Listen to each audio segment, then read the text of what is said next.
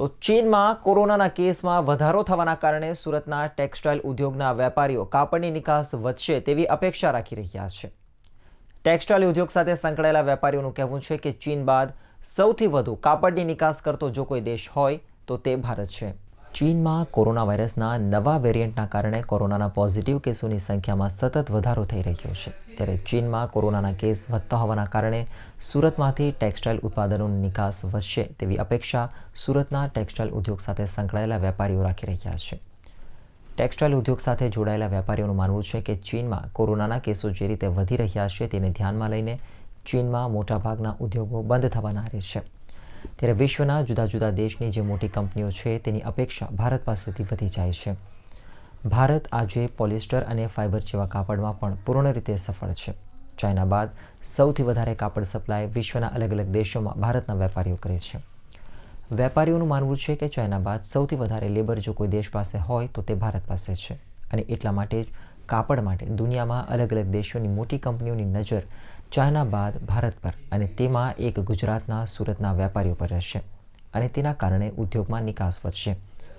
મહત્વની વાત છે કે સુરતના ટેક્સટાઇલના વેપારીઓને પણ કોરોનાની અસર દેખાઈ હતી। લગ્નસરાની સિઝનમાં પણ 50% જ વેપાર જોવા મળ્યો હતો, પરંતુ હવે જે રીતે ચીનમાં કોરોનાના કેસ વધી રહ્યા છે અને ઉદ્યોગો બંધ થવાના આરે છે ત્યારે વેપારીઓને વધારે નિકાસ થાય તેવી આશા દેખાઈ રહી છે। देखिए, चाइना में जिस हिसाब से कोरोना संक्रमण बढ़ रहा है तो वहाँ की इंडस्ट्री को अभी काफ़ी लॉस हो रहा है, क्योंकि वहाँ की इंडस्ट्री बंद है और वहाँ पे कोरोना चरम सीमा पे है। अब रही बात सूरत कपड़ा बाज़ार या इंडिया के कपड़ा बाज़ार को क्या फ़ायदा होगा।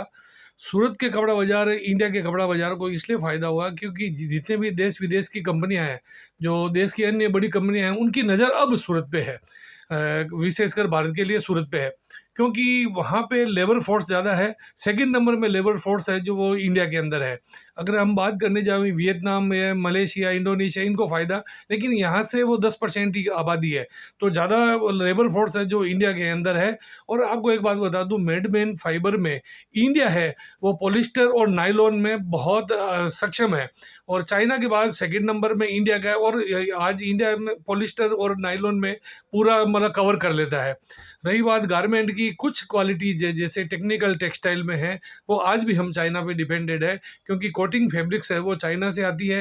नीटिंग में कुछ यूज होता है, यान जो 66 यान है वो बहुत महंगा है, बहुत महंगी लॉन्जरी में वो प्रोडक्ट रहता है, तो उससे इतना कोई असर नहीं हुआ। कुल मिला के सूरत पे हाल फिलहाल सबकी नज़र टिकी है। देश दुनिया के जितने भी तमाम बड़ी कंपनियां उनकी नज़र यहाँ पे है। और रही बात दीर्घकालिक फ़ायदा है वो सूरत कपड़ा बाज़ार को होगा। वर्तमान की अगर बात करने जाऊँ तो पोंगल आधा रहा, इस पर 50% व्यापार रहा, और शादी ब्याह की सीजन है वो भी करीबन 50% ही है।